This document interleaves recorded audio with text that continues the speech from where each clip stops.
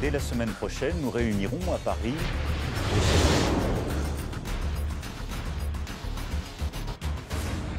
France के राष्ट्रपति Emmanuel Macron ने फ्रांस की जनता को संबोधित किया। इस भाषण की खास बात यह थी कि राष्ट्रपति बनने के बाद शायद ही पहले कभी मैक्रो रूस को लेकर इतना बेचैन, परेशान और आक्रामक दिखे। मैक्रो के निशाने पर रूस था, तो अपने संबोधन में उन्होंने अमेरिकी राष्ट्रपति ट्रंप को आड़े हाथों लिया, तो राष्ट्रपति पुतिन पर भड़ास निकाली। टेलीविजन पर प्रसारित संबोधन में वो यूक्रेन युद्ध और यूक्रेन की मदद से पीछे हटने को लेकर अमेरिका पर बोलते नजर आए। ऐसा लग रहा है कि जैसे जैसे रूस यूक्रेन जंग में यूक्रेन के पीछे हटने के बाद फ्रांस उनकी पोजीशन लेगा, यानी यूरोप में जंग नहीं थमेगी। रूस को यूक्रेन के बाद अगली टक्कर फ्रांस से मिलेगी। दरअसल तेवर यही थे और आजकल यही है मैक्रो के। खैर, मैक्रो ने जो भी कहा उसने दुनिया का ध्यान खींचा। मैक्रो ने कहा कि फ्रांस और यूरोप को रूस से खतरा है। उन्होंने चेतावनी दी कि रूस आक्रामकता की कोई सीमा नहीं है और ये केवल यूक्रेन तक ही सीमित नहीं रहेगी। Mais compte tenu de l'évolution des menaces, de cette accélération que je viens de décrire, nous aurons à faire de nouveaux choix budgétaires et des investissements supplémentaires qui sont désormais devenus indispensables. J'ai demandé au gouvernement d'y travailler le plus vite possible. Ce seront de nouveaux investissements qui exigent de mobiliser des financements privés, mais aussi des financements publics, sans que les impôts ne soient augmentés. फ्रांसीसी राष्ट्रपति का रूस पर जुबानी हमला Europe में नई अशांति और अस्थिरता की तरफ इशारा कर रहा है। ये सोचने वाली बात है कि जो रूस इस समय अमेरिका के साथ मिलकर यूक्रेन से शांति समझौते की तरफ बढ़ रहा है, वो अचानक फ्रांस के लिए कैसे खतरा बन सकता है। क्या ये फ्रांस की नई रणनीति है कि वो अमेरिका के पीछे हटने के बाद खुद को यूरोप में सबसे बड़ा आका के तौर पर स्थापित करना चाहता है? पहले आपको बताते हैं कि मैक्रो ने अमेरिका के बदले हुए रवैये पर क्या कहा। मैक्रो ने कहा कि यूरोप को अपनी सुरक्षा के लिए पूरी तरह तैयार रहना चाहिए, ताकि यदि अमेरिका पीछे हटे तो महाद्वीप के देश स्वयं अपनी रक्षा कर सकें। Semaine prochaine, nous réunirons à Paris les chefs d'état-major des pays qui souhaitent prendre leurs responsabilités à cet égard. C'est ainsi un plan pour une paix solide, durable, vérifiable, que nous avons préparé avec les Ukrainiens et plusieurs autres partenaires européens et que j'ai été défendre aux États-Unis il y a 15 jours et à travers l'Europe. Et je veux croire que les États-Unis resteront à nos côtés.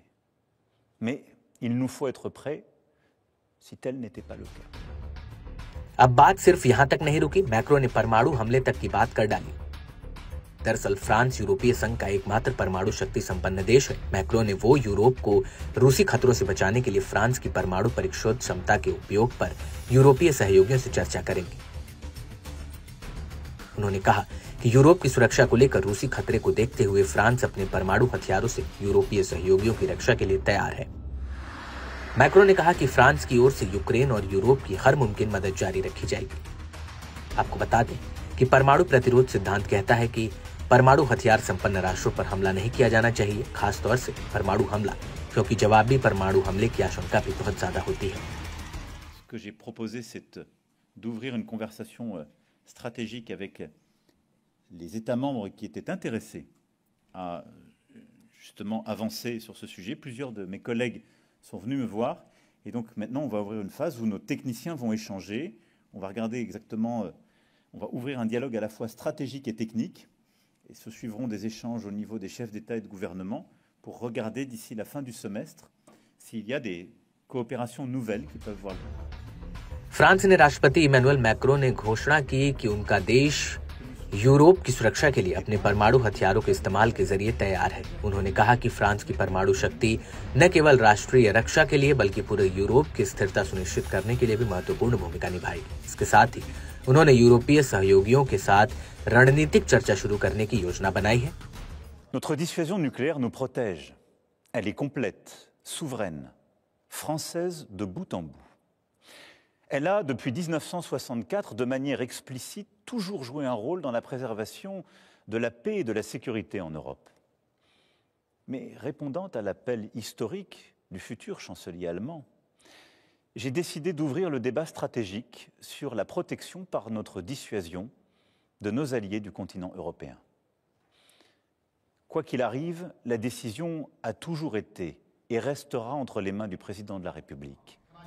आपको बता दें कि Europe में France और Britain दो प्रमुख परमाणु संपन्न राष्ट्र हैं। फ्रांस की परमाणु रणनीति समुद्री और हवाई दोनों माध्यमों पर आधारित है। फ्रांस के राफेल लड़ाकू विमान और परमाणु सक्षम पनडुब्बियां किसी भी इमरजेंसी में हमले के लिए तैयार रहती है। फेडरेशन ऑफ अमेरिकन साइंटिस्ट के अनुसार फ्रांस के पास लगभग 290 परमाणु हथियार हैं, जबकि ब्रिटेन के पास करीब 225 है।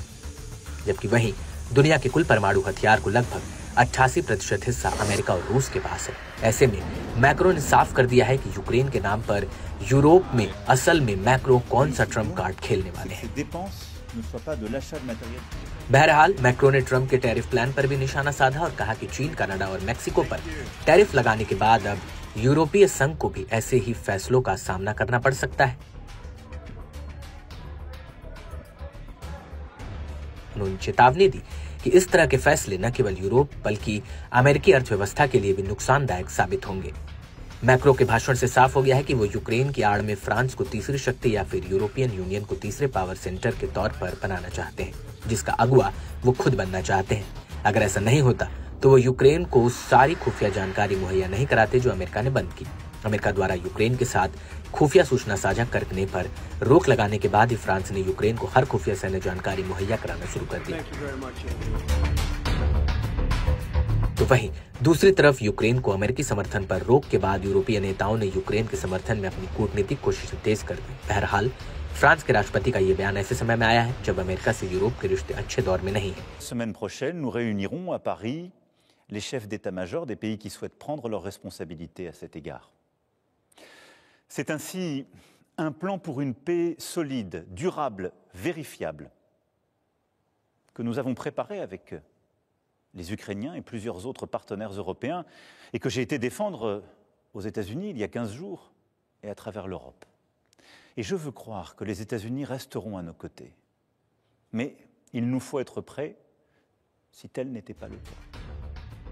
अमेरिकी राष्ट्रपति डोनाल्ड ट्रंप ने हालिया समय में यूक्रेन रूस युद्ध समेत कई मामलों पर यूरोप से नाराजगी जताई है और नेटो से बाहर होने के संकेत दिए हैं। ऐसे में फ्रांस एक नई भूमिका निभाने के मूड में आ चुका है।